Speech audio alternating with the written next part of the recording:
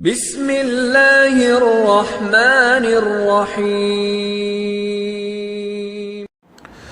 बिस्मिल्लाहिर्रहमानिर्रहीम।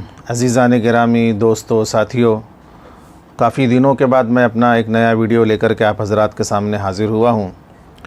इतने दिन गुज़र गए, इसकी वजह ये थी कि एक तो मैं तरावी पढ़ा रहा हूँ और आखिर के पारे थोड़े मुश्किल भी हैं, तो याद करने में बड़ी दिक्कत हो रही है। और रमज़ान का महीना चूँकि गर्मी की शिद्दत का महीना भी है, तो इसमें थोड़ी सी परेशानी भी हो रही है, इसलिए वीडियो बनाने का वक्त भी नहीं मिला। और हर आए दिन इस वायरस और बीमारी की वजह से किसी न किसी दोस्त की, साथी की इंतकाल की ख़बर भी आ रही है।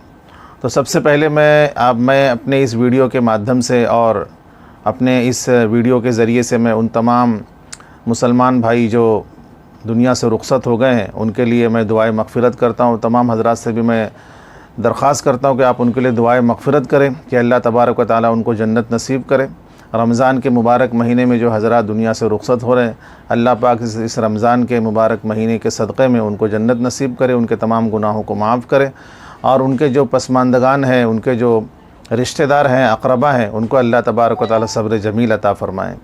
तो चलिए आइए वीडियो को शुरू करते हैं कि सबसे पहले एक सवाल है कि रोज़े की हकीकत क्या है। तो शरीयत की नज़र में सुबह सादिक से लेकर के सूरज गुरूब होने तक इबादत की नीयत से खाने पीने और जिनसी ख्वाहिशात से बचे रहने को रोज़ा कहते हैं। दूसरा सवाल ये है कि रोज़े के अक़साम यानी रोज़े की कितनी किस्में हैं। हुक्म और दर्जे के एतबार से रोज़े की कई किस्में हैं।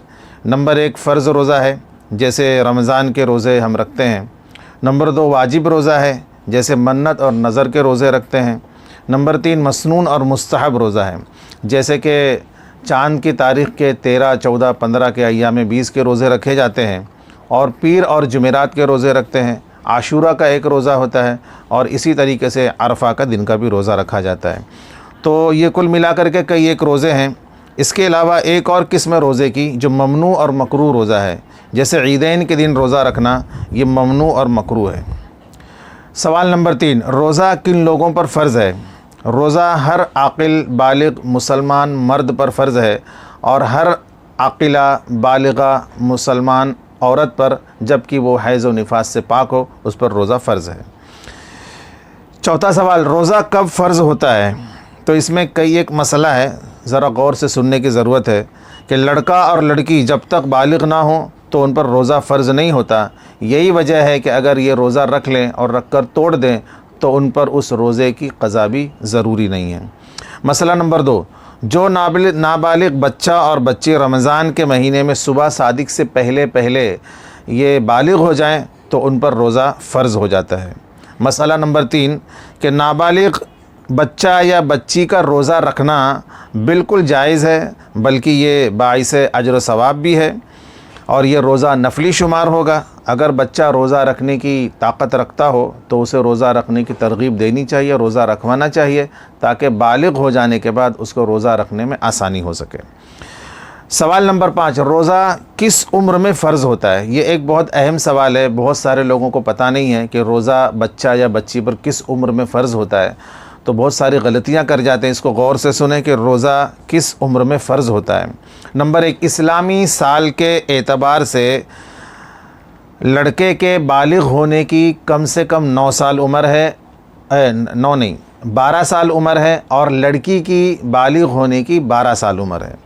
अब यह 9 और 12 साल से पहले, यानी 9 साल से पहले लड़की और 12 साल से पहले लड़का बालिग़ नहीं होते हैं। लेकिन 9 और 12 साल के बाद जब भी इनके अंदर, यानी लड़की 9 साल से लेकर के 15 साल के बीच में और लड़का 12 साल से लेकर के 15 साल के बीच में, जब भी इनके अंदर बुलूगत की कोई अलामत पाई जाएगी वो बालिग़ शुमार किए जाएंगे। अगर बुलूगत की कोई अलामत नहीं पाई गई तो 15 साल इनका लगते ही ये बालिग़ शुमार किए जाएंगे। नमाज और रोज़ा दोनों इनके ऊपर फ़र्ज़ हो जाएगा।